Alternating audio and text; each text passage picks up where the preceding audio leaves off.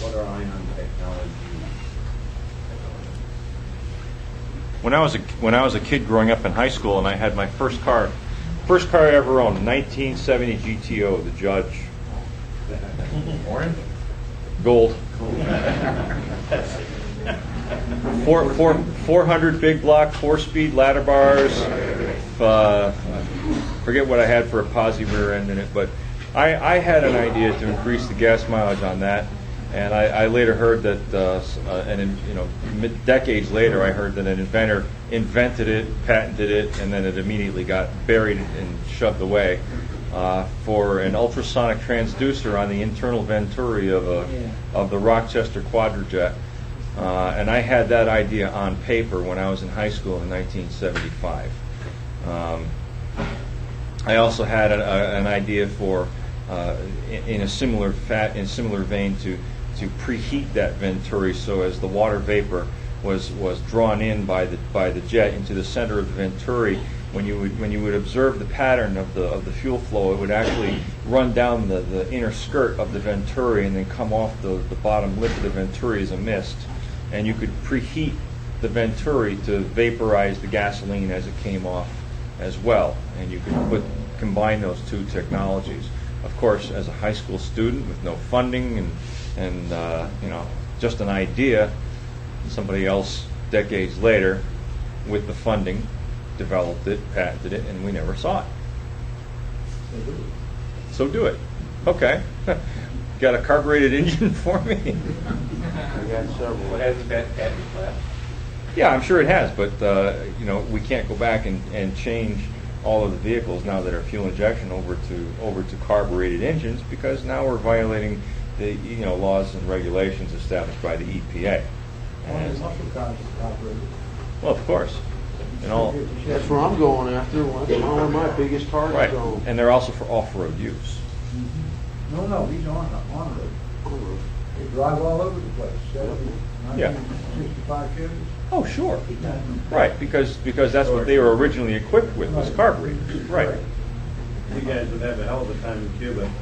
It's all like 49, 50, 51, 52, 53, 54, 5. They're still running. Yeah, it's amazing.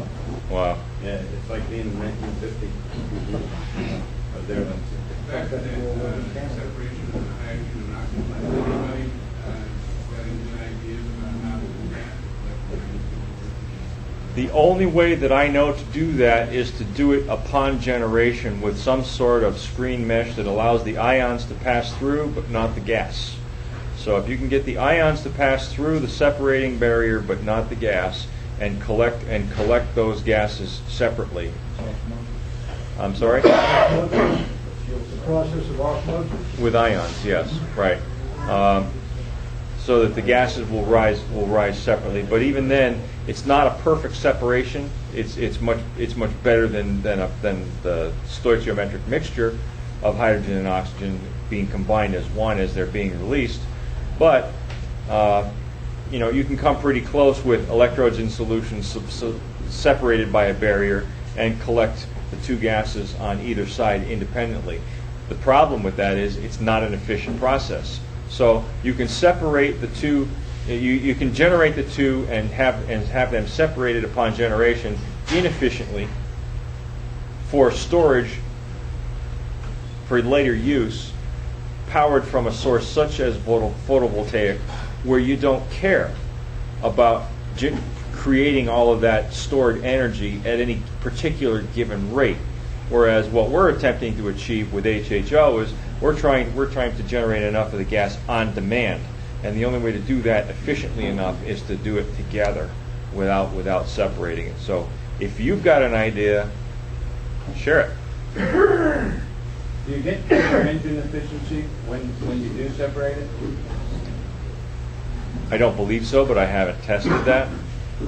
How far are we away, are we from developing the emission source for the HHO? How far are we from developing? Duplicating what Steve did, and replacing the spark plug and igniting it that way. You mean Stan? Yeah. How long is it? I don't know. I think it's got a lot to do with Six- engine design, 6 months to 6 years? what we can do to them. Yes, sir.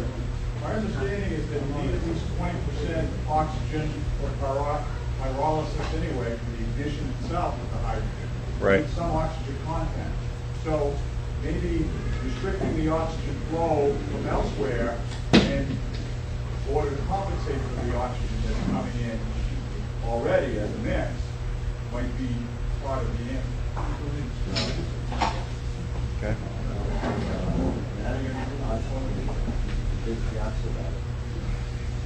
Your understanding of what it takes for the ignition in terms of mix, Well, 20%? stoichiometric mixture of hydrogen and oxygen is roughly about 35 to 1. Okay? It can run anywhere as lean as 100 to 1 and as rich as 7 to 10 to 1. So there's a very wide band that the hydrogen will ignite with an oxidizer, whereas the band is considerably narrower for petroleum products. I got a question. Okay, I deal with nitrous in my car, and I got a blower on it too. Awesome. Now- That's now- probably a good ride. Yeah, what I'm trying to do is I'm trying to get rid of the nitrous and supplement it with the hydrogen. Now, could you take it and do a laptop and on stages on a dyno, feed it in there and match the car, the particular car you're using? Probably.